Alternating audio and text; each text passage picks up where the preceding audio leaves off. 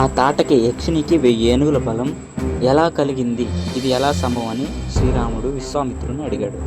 శ్రీరామునికి సమాధానమిస్తూ విశ్వామిత్రుడు, సుకేతుడు అనే మహాయక్షుడు ఉండేవాడు. అతడు గొప్ప పరాక్రమవంతుడు, సత్ప్రవర్తన గలవాడు. కానీ అతనికి సంతానం లేదు. కాబట్టి బ్రహ్మదేవుడికి తీవ్రమైన తపస్సు చేశాడు. దేవుడు ప్రత్యక్షమై ఒక కన్యారత్నం, ఒక బేబీని ప్రసాదించాడు. ఆమె పేరు తాటక. బ్రహ్మదేవుడు యక్షునికి పుత్రుని మాత్రం అనుగ్రహించలేదు. కానీ తాటకకు మాత్రం 1000 ఏనుగుల బలాన్ని ప్రసాదించాడు.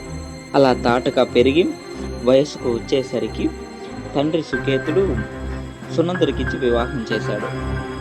తాటక సునందుడుకు పుట్టిన కొడుకు మారీచుడు చాలా బలవంతుడిని. ఒకానొక రోజు అగస్త్యముని శాపానికి గురై రాక్షసుడయ్యాడు.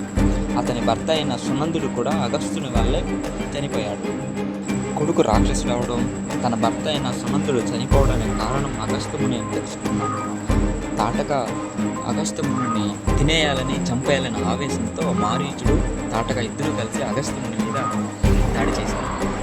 అప్పుడు అగస్త్యముని, ఓ తాటక, నీకున్న ఈ స్త్రీ రూపం పోయి భయంకరమైన నరమాంస భక్షకురాలని, రాక్షసిగా మారిపోమని శపించేశాడు.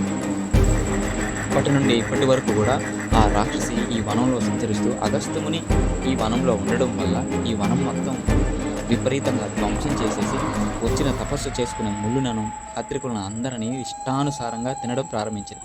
కావున ఓ శ్రీరామ, ఆ తాటకిని వెంటనే సంహరించి లోకానికి హితం చేయమని విశ్వామిత్రుడు శ్రీరాముని కోరుతాడు. రాముడు ఒక సందేహం, తాటక ఒక స్త్రీ కదా, మరి స్త్రీని చంపడం ఎలా అనేసి అడుగుతాడు. దీనికి సమాధానం మనం వచ్చే వీడియోలో తెలుసుకుందాం. నచ్చితే లైక్ చేసి షేర్ చేయండి.